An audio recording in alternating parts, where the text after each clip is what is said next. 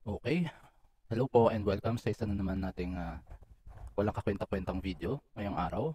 And for today's video ay mag-unboxing po tayo, okay? And malapit na ang Pasko, okay? At ngayon gusto ko lang sanang i-unboxing itong makikita niyong kahon dito. So ito yung every year natatanggap namin sa trabaho na bukod sa 13 month, 14 month, meron din silang tinatawag nilang shopping bag. Ayan, nakalagay dito, shopping bag. And titignan natin kung anong laman nito. Okay. So, yan, sarado pa siya.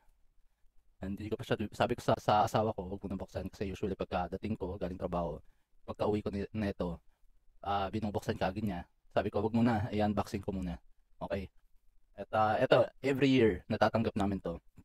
And yun, masyadong galante yung trabaho ko. Yun, mabigat siya guys. Ah, yan.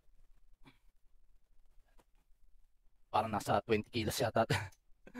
Paayuda. Okay, so simulan na natin. So, ito yung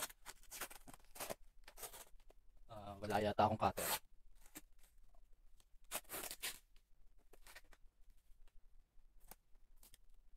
Ayaw niya magpabukas guys.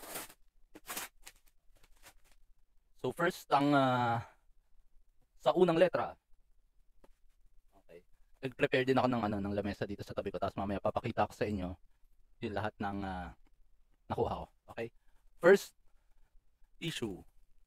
Yan, Scotex. Okay, 8 pieces. Lagay natin siya. Next, guys, kita niyan, lint. Okay. At ano lang, usually ang mga nakalagay dito ay yung may mga tatak talaga. Yung mga products. Shopping bag na tawag nila eh. Siyempre, kailangan may shopping bag. Ito ay mismong shopping bag namin. Dalawa siya. Dalawa. Yan.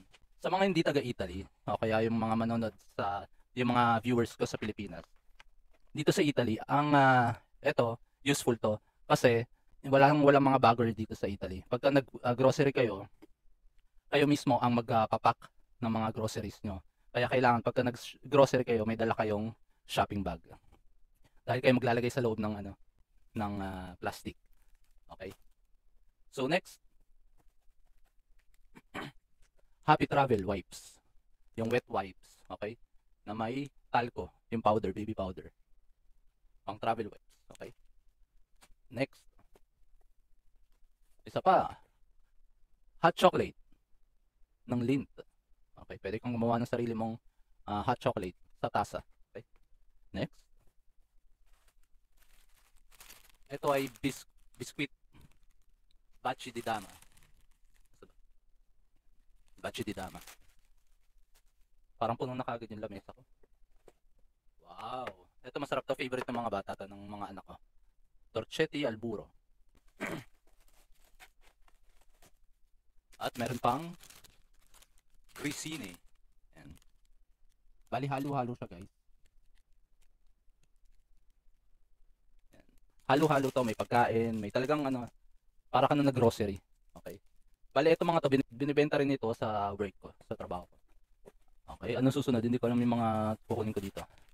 Pasta di Cecco, sikat yan dito sa Italy. At masarap yan, parang Barilla. Okay, di Cecco. Next, hindi ko lang. Parang yung mga mystery gift. Ano to? Lingue. Okay. Ano rin siya, mga parang crackers na siya, lingue. Ang tawag nila dito. Okay. Next, marami to guys. Pasta uli, di Cecco. Ang tawag nila dito sa pasta ay rigatoni. Nasaan ba? Ayan. Rigatoni. Yung isa kanina hindi yung spaghetti. Linguine.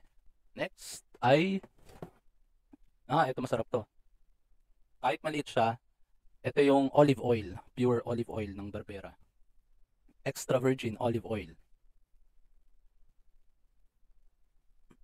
Okay. Kaya yung mga pagkain kanina, minsan, katulad kagabi ng sabi ko, ay usually pag binubuksan ng asawa ko, Dahil yung mga laman nito ay kinakain kaagad ng mga anak ko. Kaya sabi ko sa kanya, antayin mo ako, unboxing ko lang to. Tapos pwede nyo nakainin. Okay, next. Ayun ulit. Okay. Dalawang extra olive oil. Okay, next. Uy, passata. Ano siya? Di Calabria. Ng Calabria. Okay. Okay, next. Hindi ko alam guys yung mga ano. Dadalawin ko na maliit eh. Battery. At crema per lemani. Okay. Yung ano, hand lotion at saka battery. Kita niyo yan? Sobrang galante ng trabaho ko. Ito, isa pa. So, dalawang ganito yung binigay. Kaya nga sabi ko sa inyo guys eh, ano, mabigat. Halos nasa 20 kilos yata ito. So, isa pang pasta na penne naman to. Kanina yung rigatoni. Ito, penne. Okay. Next. Pasta na naman. Hindi, parehas lang. Yung rigatoni. Okay, next. Pasta na naman. Parang ano, may 1 year supply na ako ng pasta. Penne rigate ulit. Okay, next. Ito. Dalawa siya. Hindi, ito muna. Pistachio.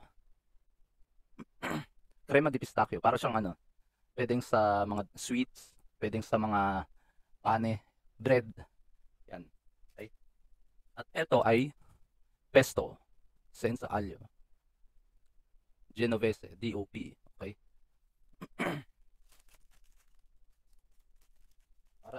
Parang na rin ako nag grocery. Next. So ito ay may isa pang spaghetti. Ito spaghetti naman to. Pasta. Parang may 1 year supply na ako ng pasta. Okay. So ano na lang to? Medyo onti na lang. Pero papakita ko sa inyo lahat ng ano. So meron tayong eto kanina rin may hand cream. At may dalawang kahit hindi na uso hand sanitizer. Okay? Hand sanitizer siya. Okay. And the last two. Bali tatlo yun nandito dito pero last two na lang siya. Ito yung ano, dalawang our favorite. Favorite din ng mga bata. Nutella. Sarap niyan. Wala pang isang buwan. Ubos na kagad. So, eto last but not the least. Ay syempre Pilipino tayo eh. Pero ano, ito ginagamit pang risotto. Pabigas ni Mayor. Yan. Ito yung high quality carnaroli. Okay, hindi lang basta-bastang originaryo aroma. Carnaroli to, guys. Ano to? 2 kilos ng pabigas ni Mayor. Okay? So, eto. Bababa ko na yung karton dahil wala na siyang laman. Kanina 20 kilos, hirap na hirap ako. Ngayon, isang kamay na lang. Yan ang mga paayuda ni Mayor. So, eto, papakita ko lang sa inyo yung ano, yung lamesa na kung ano yung laman ng kahon, okay? Wait. So ito guys, yung laman ng mga ano, ng mga ayan, punong-puno ng masusustansyang yan. Yan lahat ng laman. Okay, yan lamang po. Sana nag-enjoy kayo sa walang kakwenta-kwentang video natin ngayong araw. So, gusto ko lang i-share yung galanting amo namin. Okay. Malaki yung ano eh, yung pinagtatrabahuan ko. And malaking tulong na rin to. Ano, medyo matagal na rin ako sa trabaho ko and thankful naman ako. Okay? So, yun lamang po. Please paki-follow po ako sa Facebook and paki-subscribe na rin ako sa YouTube channel ko and salamat po ulit sa mga sumubaybay ngayon dito sa video to and hanggang sa susunod, ingat po kayong lahat. Ciao, ciao.